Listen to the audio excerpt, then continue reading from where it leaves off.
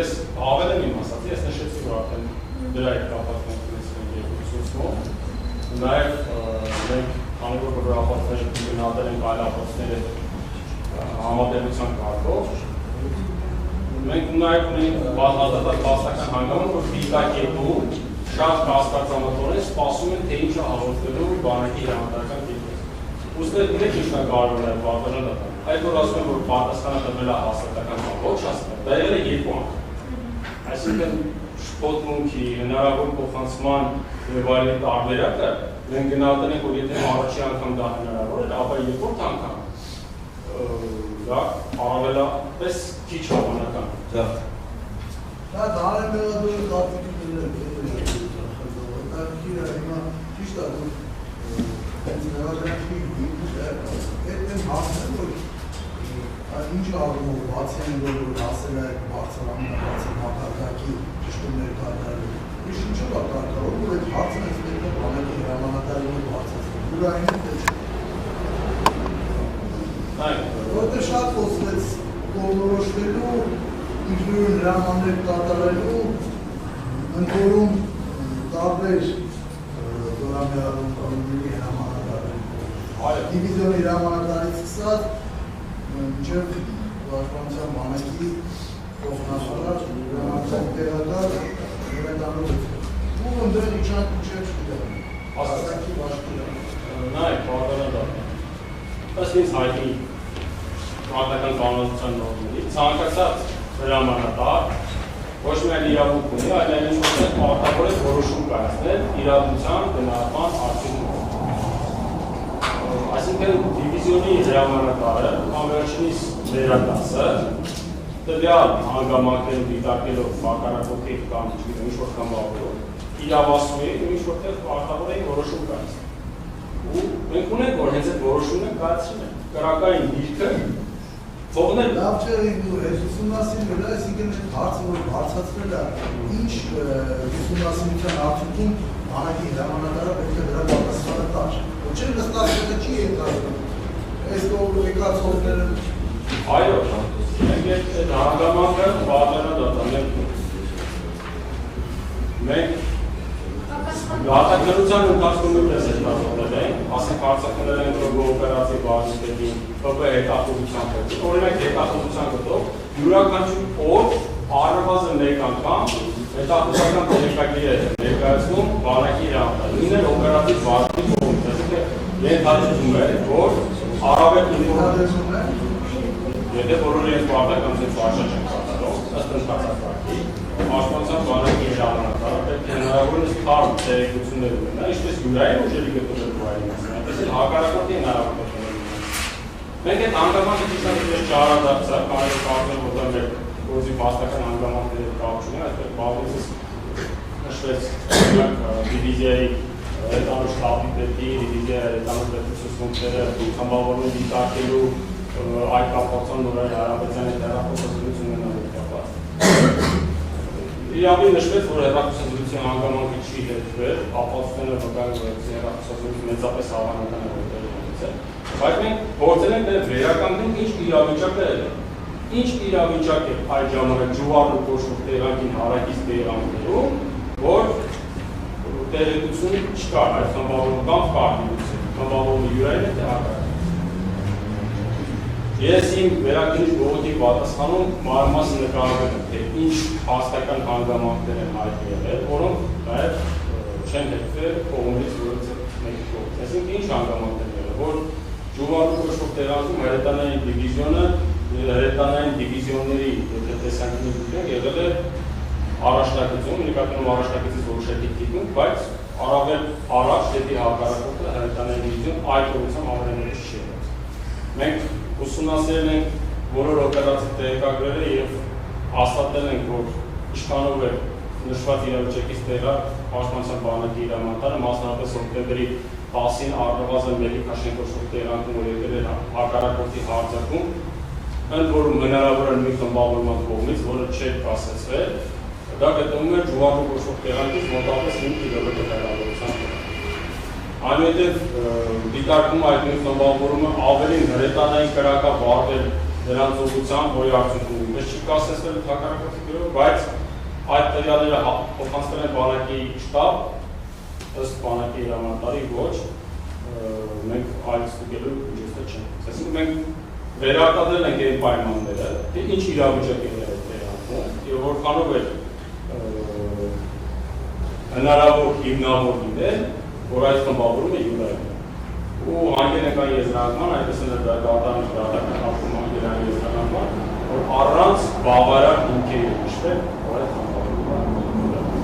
բավարար հիմքերի խմբավորման յուրային լինելու առնվազն չի լինել, որը հանդիսանում է հարությունների ներսագրված անձնակազմի ականջներից։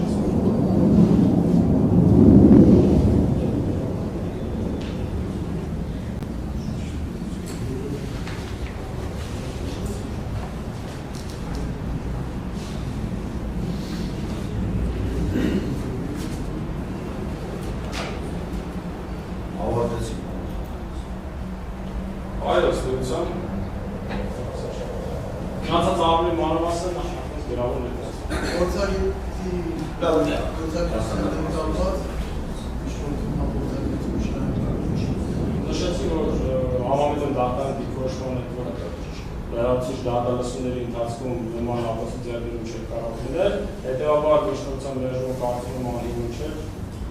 հետևաբար այդ նոր փորձարկումների կարծում իրավաճառ չնշանակի։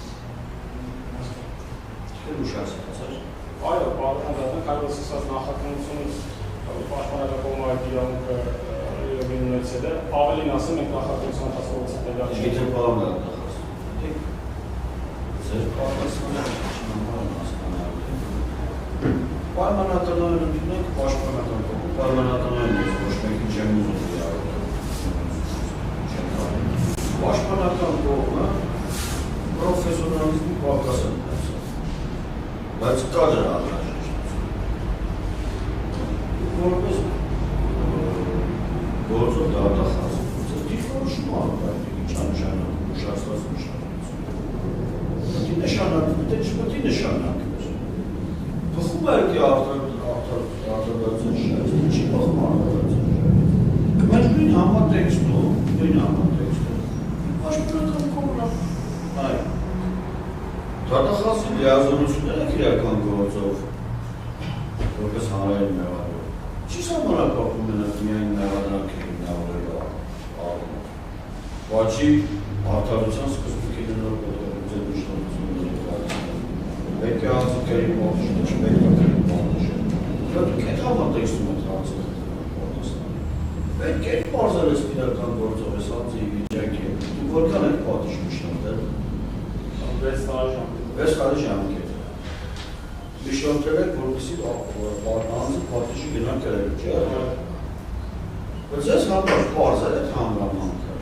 Անձի առողջական վիճակը թույլ է տալիս պարտիժը կրելու, դա չի տալիս։ Չի նշանակում ուշադրության պաշտպանական կողմը։ Պատահած այդպես միջնորդության հետ կապված դիրքորոշումներ կացեցի։ Հիմա ձեր ասած հետ կապված առաջարկության ներկայացումը հիմա է։ Այդ այն ասեմ։ Եթե խոսքը գնում է բնականաբար մարդու կյանքի եւ առողջության առաջնահերթության տեսանկյունից, եւ բաժի ֆերման հնարավորության տեսանկյունից։ Ինչպես դատական ակտում է նշված։ Մենք չենք դիտարկել այստեղ